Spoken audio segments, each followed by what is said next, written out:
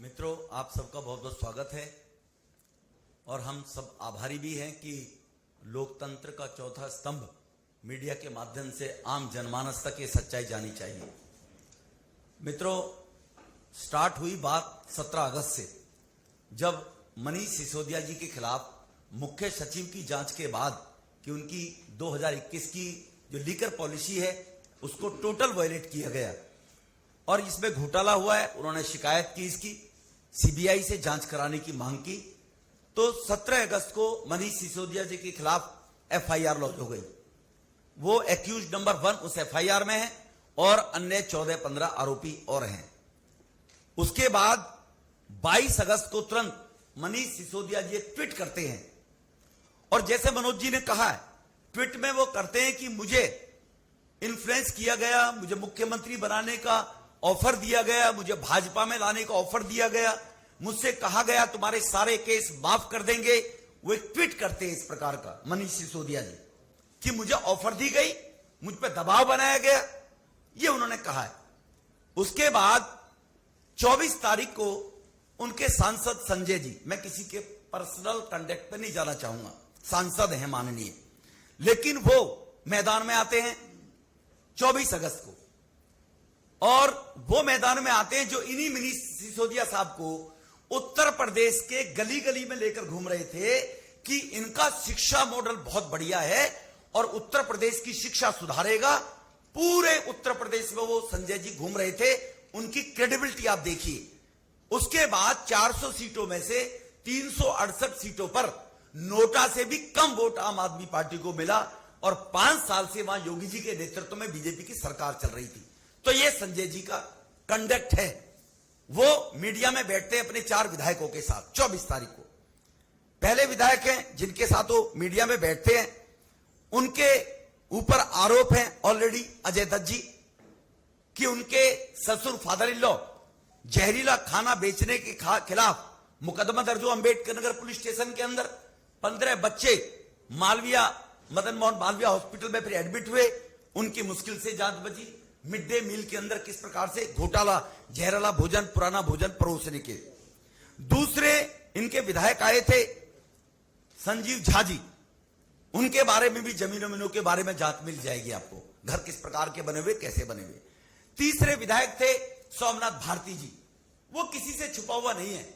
उनकी पत्नी के साथ किस प्रकार का व्याभिचारिक अनैतिक आचरण उन लोगों ने किया और कैसा कैसा किस प्रकार के ड्रामे चले, ये उनका कंडक्ट आपने देखा होगा। एक कुलदीप कुमार जी, ये एमएलए आए और फिर इन्होंने कहा कि हम सब लोगों को ऑफर की गई कि आपको इतना पैसा फालतू देंगे और बाकी 20-20 करोड़ और लोगों को देंगे, तुम एमएलए तोड़कर लाओ।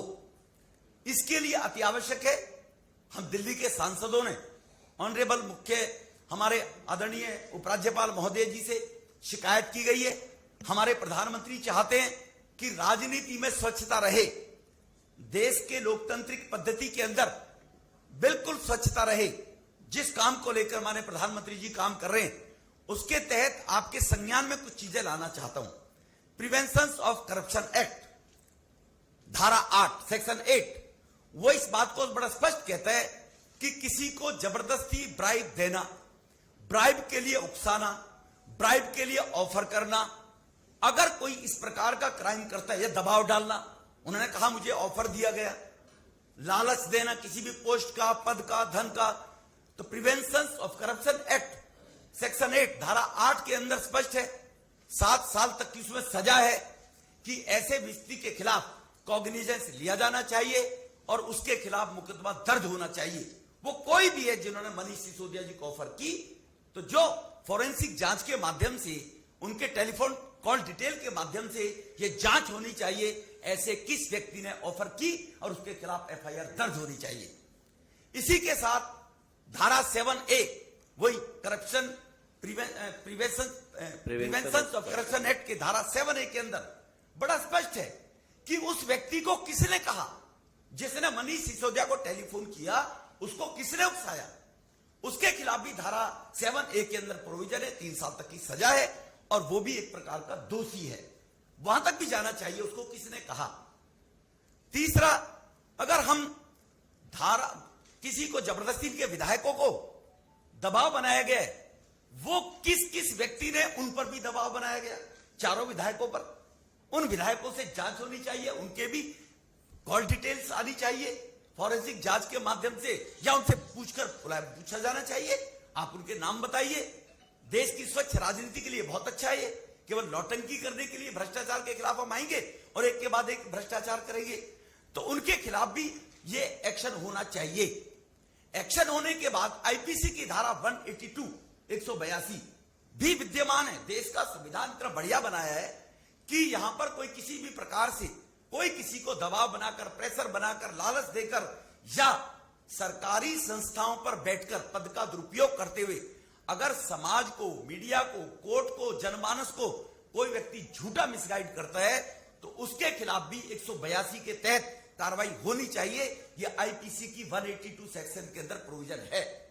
तो अगर इनके खिलाफ किसी ने गलत शिकायत नहीं की है और इन्होंने मिसगाइड करने का डिप्टी सीएम जैसे संवैधानिक पद पर बैठने वाले व्यक्ति ने, और सांसद जो 4 विधायकों को साथ लेकर बैठता है और वो ये कहता है कि करप्शन हुआ है, हमें ऑफर दी गई है, बहुत करोड़ रुपया हमारे विधायकों को तोड़ने के लिए रखे गए हैं, तो 182 का भी उपयोग सेक्शन में किया जाना चाहिए। ये हमारी माननीय उपराज्यपाल जी से मांग है। इसको इंडिपेंडेंट एजेंसी सीबीआई से कराएं, इसको एंटी करप्शन ब्यूरो से कराएं, इसको दिल्ली पुलिस से कराएं, कहीं से भी जांच हो।